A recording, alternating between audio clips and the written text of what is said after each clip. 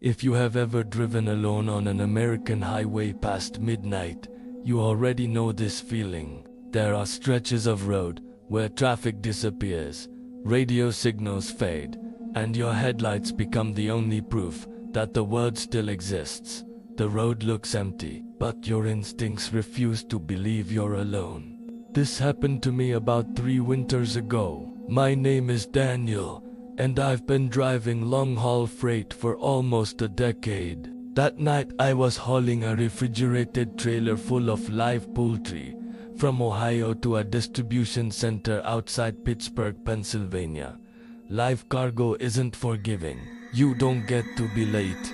If something goes wrong, it costs money, and sometimes more than money.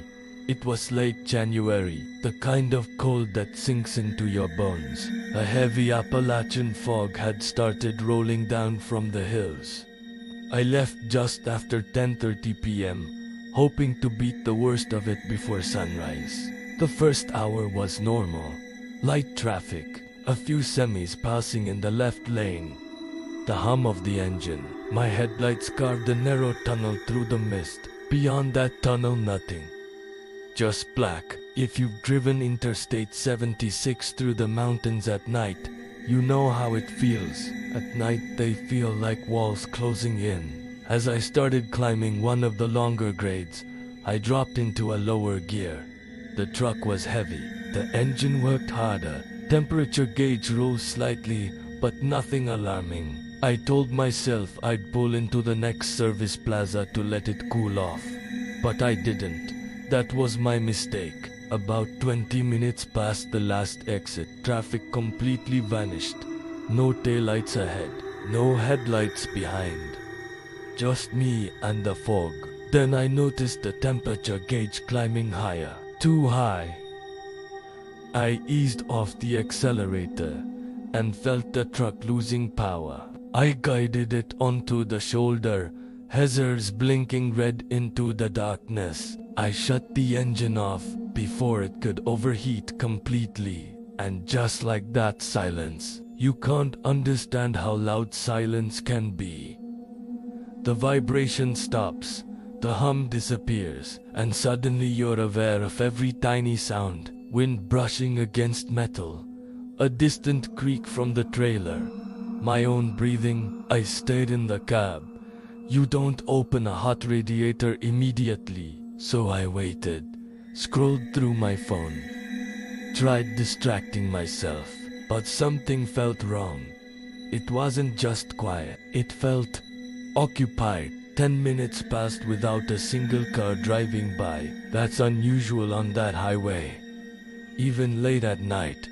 Then I heard it, a loud metallic bang from the back of the trailer. Not a small shift. Something hit it, hard.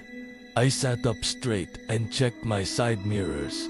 Nothing but darkness. The fog swallowed the weak glow of my hazard lights. Then the chickens inside the trailer erupted into frantic movement.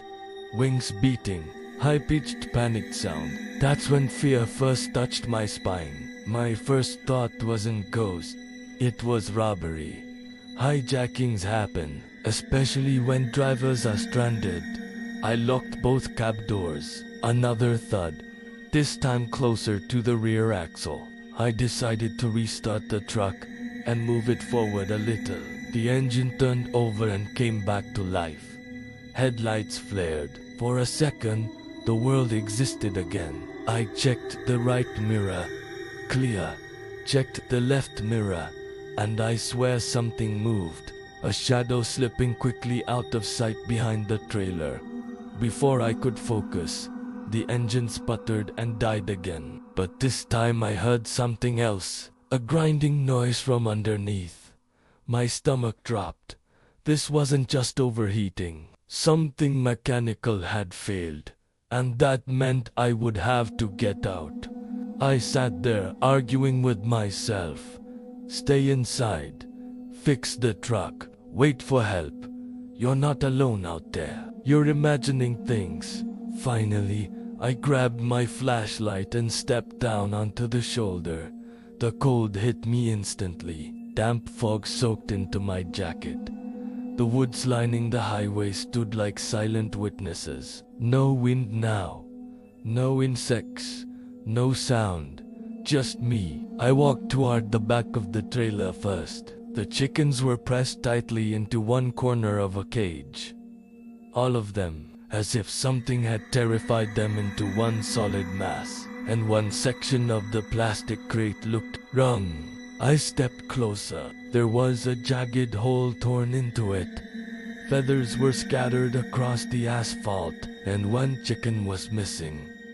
My heartbeat slammed against my ribs. I didn't see anything in the tree line, but I felt watched. I forced myself to check underneath the truck. I slid the piece of cardboard down and lay on my back, shining the flashlight upward. Within seconds I saw it.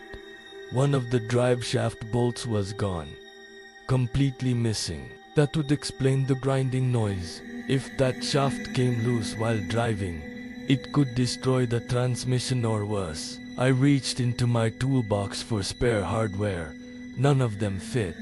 That's when I heard it. Soft footsteps. Not on pavement, on grass. Slow, deliberate. Behind me, I froze under the truck. Flashlight beam trembling slightly. The footsteps got closer. Then the chickens exploded into frantic screaming again. Something struck the side of the trailer. A violent jolt. And then a shriek from another chicken. The sound of wings beating wildly, then dragging, then fading toward the trees. And then a wet chewing sound, close enough that I could hear it clearly. I shut off my flashlight. Total darkness. I lay there, not breathing, convinced that whatever was out there could see light and avoid it. The chewing continued for maybe 30 seconds, then stopped. Silence returned. I slid out from under the truck and rushed back to the rear. Another hole had been torn wider. Feathers everywhere. Blood smeared along the lower panel. No animal I've ever seen tears into heavy plastic like that without making more noise. And whatever it was had moved fast. I locked myself back in the cab and called my dispatcher. Explained the overheating.